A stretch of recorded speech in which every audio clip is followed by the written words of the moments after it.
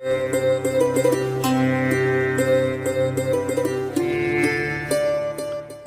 सभी को राधे राधे। आज हस्तरेखा में हम चर्चा करेंगे शनि पर्वत के विषय में। कल हमने चर्चा करी थी शुक्र पर्वत के विषय में।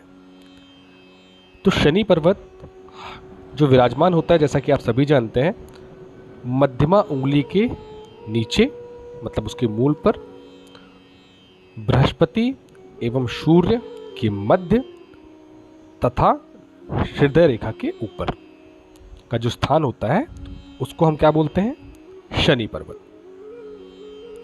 अब यदि ये शनि पर्वत सामान्य रूप से उभरा हुआ हो, जैसे ये तो उभरा नहीं है, इस हाथ में उभरा हुआ नहीं दिख रहा है, लेकिन अगर ये सामान्य रूप से उभरा हो, ये वाला भाग, तो ऐसे जो जातक होते हैं ना, वो चिंताशील होंगे, एकांत प्रिय होते हैं, संयमी भी होते हैं, अच्छे चिकित्सक होते हैं, रासायनिक विद्याओं के गुणी होते हैं, गुप्त विद्याओं के भी गुणी होते हैं। ऐसे व्यक्ति अधिकतर आप देखना विचारशील स्वभाव के होते हैं, है ना। योगाभ्यासी मतलब योग करने वाले अधिक होते हैं, ये धार्मिक प्रवृत्ति के होते हैं, ये शनि के गुण होते हैं। हाँ, इनमें एक कमी होती है, दाम्पत्य में यदि हैं तो ये अपनी भार्या मतलब अर्धांगिनी से उतना प्रेम नहीं करते जितना इनको करना चाहिए, ये उतना नहीं करते। अब यदि शनि पर्वत जो है वो अत्यधिक विकसित हो, मतलब सामान्य से ज्यादा विकसित हो ये पर्वत, तो ऐसे जो जातक होते हैं ना, वो दुराचारी भी होंगे, वे विचारी होंगे, कुविचारी होंगे, बुरे कर्म करने वाले होंगे, तमोगुण वाले, तमोगुणी हो सकते हैं, अपन बोल सकते हैं ऐसा, है ना। और ऐसे व्यक्ति को आप देखना, बात हो गई, अगर रोग की बात करें तो उदर का रोग हो गया, है ना, मूत्राशय संबंधी रोग हो गया, है ना, ये सब होते हैं। दूसरा, ये निर्दयी होते हैं ऐसे, अगर अत्यधिक ऊंचा है तो, ठीक है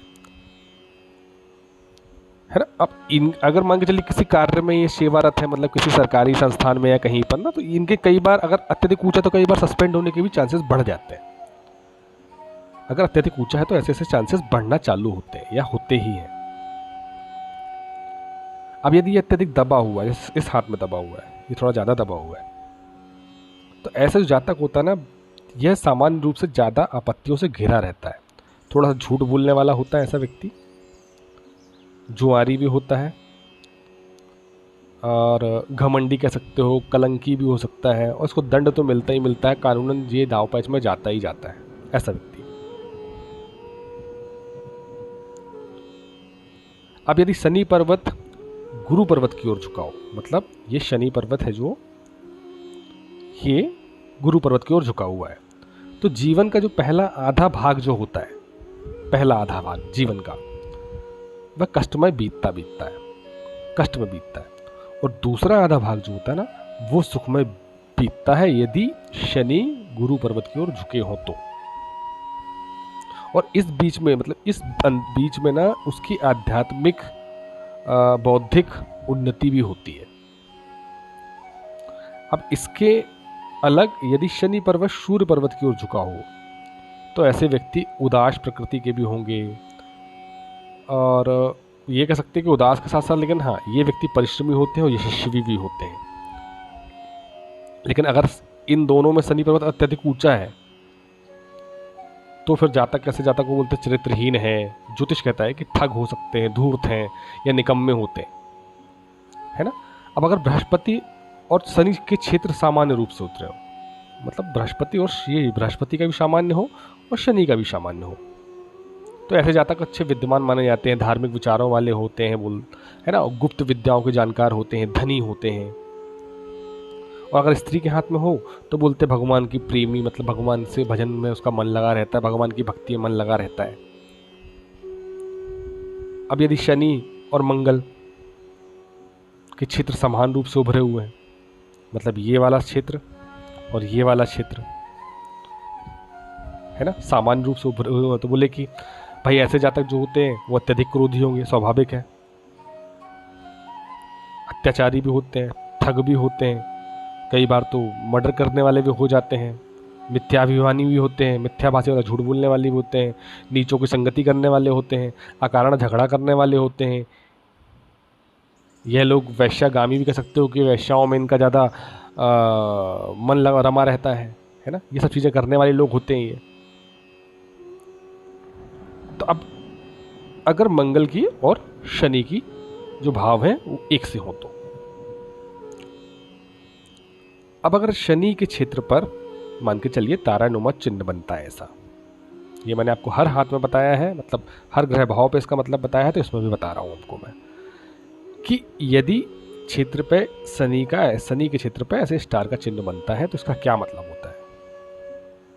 तो ऐसा मानते हैं, ज्योतिष कहता है कि ऐसे व्यक्तियों को, यदि यहाँ पे स्टार का चिन्ह बनता है तो ऐसे व्यक्तियों को सांप के काटने से, बिजली गिरने से, या किसी हिंसक पशु के काटने से, या बारंबार दुर्घटनाग्रस्त होने का भय बना रहता है। बच के चलना चाहिए। जैसे कई बार बोल देते हैं ना जोशी कि आपको वाहन से बचना है, आपको फला जीव से बचना है ना, तो ये इस कारण बोला जाता है। अब यदि शनि पर्वत के स्थान पर यहाँ त्रिकोण का चिन्ह बनता है, ऐसा निर्मित होता है,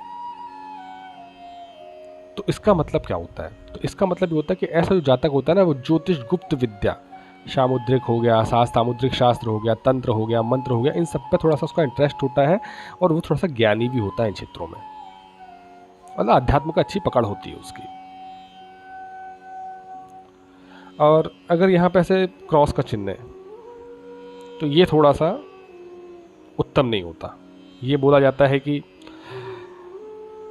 यह जाली बनी हुई है, ऐसी गुणे के स्थान पर गुणा भी बना है और जाली भी बनी हुई है, तो ऐसे व्यक्ति जो होते हैं ना वो दुर्भाग्यशील माने जाते हैं, वो दुर्भाग्य की सूची में गिने जाते हैं।